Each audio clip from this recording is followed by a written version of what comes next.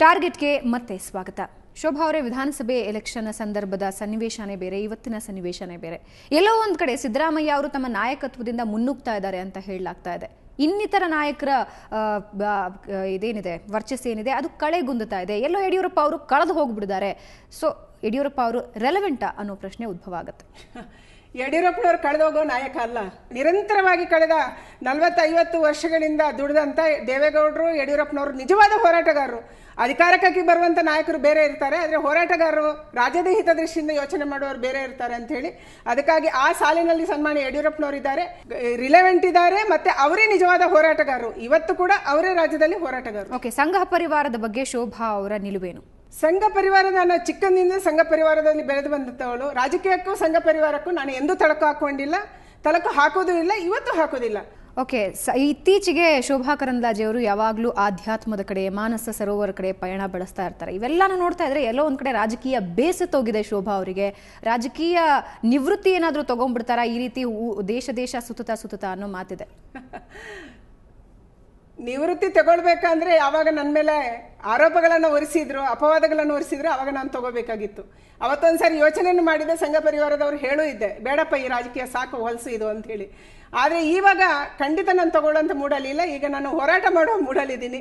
ಆಧ್ಯಾತ್ಮ ನನ್ನ ಜೀವನದ ಒಂದು ಪದ್ಧತಿ, ಅದು ಹೊಸದಲ್ಲ. ಮಾನಸ ಸರೋವರ ನಾನು ಮಂತ್ರಿ ಇದ್ದಾಗ ಹೋಗಿದ್ದೆ, ಮಂತ್ರಿ ಇಲ್ಲದಾಗ ನಾನು ಹೋಗಿಲ್ಲ. ಈ ವರ್ಷ ನಾನು ಹೋಗಿದ್ದೆ ಉತ್ತರಾಖಂಡಕ್ಕೆ. ಆದರೆ ಮಾನಸ ಸರೋವರ ಕೈಲಾಸ 2 ಬಾರಿ ಹೋಗಿದ್ದೆ. ನನಗೆ ಅದೆಲ್ಲ ಖುಷಿ ಕೊಡುತ್ತೆ ಅಷ್ಟೇ.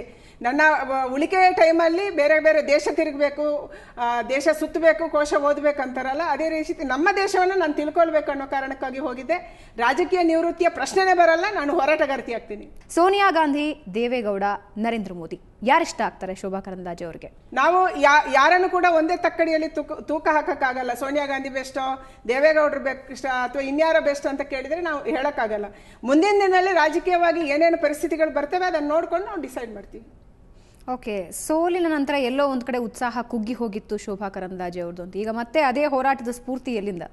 ಖಂಡಿತ ಕುಗ್ಗಿಲ್ಲ. ನಾನು ಆವಾಗಲೇ ಹೇಳಿದಾಗೆ ನಾನು ಉತ್ತರ ಭಾರತದ ಪ್ರವಾಸದಲ್ಲಿದ್ದೆ, ಬೇರೆ ಬೇರೆ ಕಡೆ ಹೋಗಿದ್ದೆ. ನನಗೆ ನಮ್ಮ ಎಲ್ಲ ದೇಶದ ಬಾರ್ಡರ್ಗಳನ್ನು ನೋಡಬೇಕನ್ನುವಂಥ ಆಸೆ ಇತ್ತು. ಅದಕ್ಕಾಗಿ ನಾನು ಕಾರ್ಗಿಲ್ ಹೋಗಿದ್ದೆ, ಸಿಯಾಚಿನ್ ಹೋಗಿದ್ದೆ, ದ್ರಾಸ್ ಹೋಗಿದ್ದೆ, ಚೈನಾ ಬಾರ್ಡರ್ ಹೋಗಿದ್ದೆ. ಬರುವಂಥ ನವೆಂಬರ್ ಡಿಸೆಂಬರ್ ನಾನು ಬಾಂಗ್ಲಾ ಬಾರ್ಡರ್ಗೆ ಹೋಗಬೇಕು ಅನ್ನುವಂಥ ಪ್ಲ್ಯಾನ್ ಮಾಡಿದ್ದೀನಿ. ಹಾಗೆ ಅಂದ ತಕ್ಷಣ ಇಡೀ ದೇಶದ ಎಲ್ಲ ಭಾಗಗಳನ್ನು ನೋಡಬೇಕು, ನಾರ್ತ್ ಈಸ್ಟನ್ನು ನೋಡಬೇಕು. ನಮ್ಮ ಏನು 7 ರಾಜ್ಯಗಳು ನಾರ್ತ್ ಈಸ್ಟಲ್ಲಿ ಇದ್ದಾವೆ, ಆ ರಾಜ್ಯಗಳನ್ನು ನೋಡಬೇಕು. ಮತ್ತು ಬಾಂಗ್ಲಾ ಬಾರ್ಡರ್ ಸ್ಪೆಷಲಿ ನನಗೆ ತುಂಬ ಆಸಕ್ತಿ ಇದೆ ನೋಡಬೇಕಂತ. ಅಲ್ಲೆಲ್ಲ ಪ್ರಾಜೆಕ್ಟ್ ಇನ್ನೂ ಹಾಕ್ಕೊಂಡಿದ್ದೀನಿ. ಪ್ರವಾಸ ಇಲ್ಲಿಗೆ ನಿಲ್ಲುವುದಿಲ್ಲ, ನಂದು ಪ್ರವಾಸ ಮುಂದುವರಿತಾ ಇರುತ್ತೆ, ಅದ್ರ ಜೊತೆಗೆ ಪಕ್ಷದ ಕೆಲಸನೂ ಮುಂದುವರಿಯುತ್ತೆ. ಇಷ್ಟೆಲ್ಲ ಸ್ಫೂರ್ತಿಯಿಂದ ಇರುವಂತಹ ಶೋಭಾ ಕರಂದ್ಲಾಜೆ, ಇಷ್ಟೆಲ್ಲ ಕೆಲಸ ಮಾಡಬೇಕು ಅಂತ ಹುಮ್ಮಸ್ಸಿರುವಂತಹ ಶೋಭಾ ಕರಂದ್ಲಾಜೆ ಅವ್ರನ್ನ ಯಾಕೆ ಜನ ಸೋಲ್ಸಿದ್ರು, ಯಾಕೆ ಕೈ ಹಿಡಿಲಿಲ್ಲ?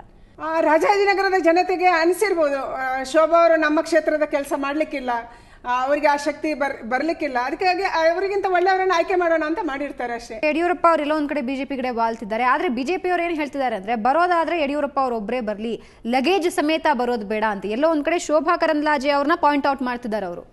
ಅವ್ರು ಕರ್ಕೊಂಡು ಹೋಗ್ಲಿ ಯಡಿಯೂರಪ್ಪನವ್ರನ್ನ, ನಾವೇನ್ ಬೇಡ ಅನ್ನಲ್ಲ. ಆದ್ರೆ ಅದಕ್ಕೆ ತಡೆ ಹಾಕ್ತಿರೋದೇ ಶೋಭಾ ಕರಂದ್ಲಾಜೆ. ಯಾರಿಗೂ ತಡೆ ಹಾಕಲ್ಲ. ಅವರವರ ಜೀವನದ ನಿರ್ಧಾರವನ್ನು ತಗೊಳಕ್ಕೆ ಅವರವ್ರಿಗೆ ಶಕ್ತಿ ಇದೆ. ಇವತ್ತು ಯಡಿಯೂರಪ್ಪನವ್ರ ಜೊತೆ ಬರ್ತೀವಿ ಅಂತ ಬಹಳ ಜನ ನಾಯಕರು ಹೇಳಿದ್ರು, ಆದ್ರೆ ಯಾರು ಬರ್ಲಿಲ್ಲ, ಯಾರು ಏನು ಮಾಡೋಕ್ಕಾಗ್ಲಿಲ್ವಲ್ಲ. ಇವತ್ತು ಶೋಭಾನನ್ನು ಕೂಡ ಬರಲೇಬೇಕು ಅಂತ ಯಡಿಯೂರಪ್ಪ ಹೇಳಿಲ್ಲ. ನಾನು ರಾಜೀನಾಮೆ ಕೊಡುವ ದಿನ ಕೂಡ ಹೇಳಿದ್ದಾರೆ, ಶೋಭಾ ರಾಜೀನಾಮೆ ಕೊಡಬೇಡ, ನೀನು ಬರಬೇಡ, ನಾನು ಒಬ್ಬನೇ ಕಟ್ತೀನಿ, ಬರೋದಾದ್ರೆ ಎಲ್ಲರೂ ಒಟ್ಟಿಗೆ ಬರಲಿ, ಇಲ್ಲಾಂದ್ರೆ ಯಾರು ಬರಬೇಡಿ, ನಾನು ಒಬ್ಬನೇ ಹೋರಾಟ ಮಾಡ್ತೀನಿ ಅಂತ ಅವ್ರು ಹೇಳಿದರು. ಆದರೆ ನಾನು ಆ ಥರ ಅಲ್ಲ. ಒಂದು ಸಾರಿ ನಮ್ಮನ್ನು ನಾಯಕರು ನಂಬಿದ್ದಾರೆ, ನಾವು ನಾಯಕರನ್ನು ನಂಬಿದ್ದೀವಿ. ನಾವು ವಿಶ್ವಾಸದ್ರೋಹ, ನಂಬಿಕೆ ದ್ರೋಹ ಮಾಡಲ್ಲ. ನೀವು ಪಕ್ಷ ಕಟ್ಟಿ ಅಂತ ಹೇಳಿ ಮುಂದೆ ಹೋಗಿ ಅಂತ ಹೇಳಿದ್ದೀವಿ, ಅಂಥ ನಾಯಕರಿಗೆ ದ್ರೋಹ ಬಗೆಬಾರದು ಅನ್ನೋ ಕಾರಣಕ್ಕಾಗಿ ನಾನು ಅವರ ಜೊತೆ ಬಂದೆ. ಇವತ್ತು ಅವರು ಒಬ್ಬರೇ ಹೋಗಬೇಕು, ಒಬ್ಬರೇ ಬಿಜೆಪಿಗೆ ಒಬ್ಬರೇ ಸಾಕು, ಅವರ ಮೂಲಕ ಯಡಿಯೂರಪ್ಪನವರ ಮೂಲಕ ಬಿಜೆಪಿ 28 ಸೀಟಿಗೆ 24 ಗೆದ್ದು ಬರುತ್ತೆ ಅಂತಂದರೆ ನಾವು ಖುಷಿ ಪಡ್ತೀವಿ, ಮಾಡಲಿ ಅಂತೇಳಿ.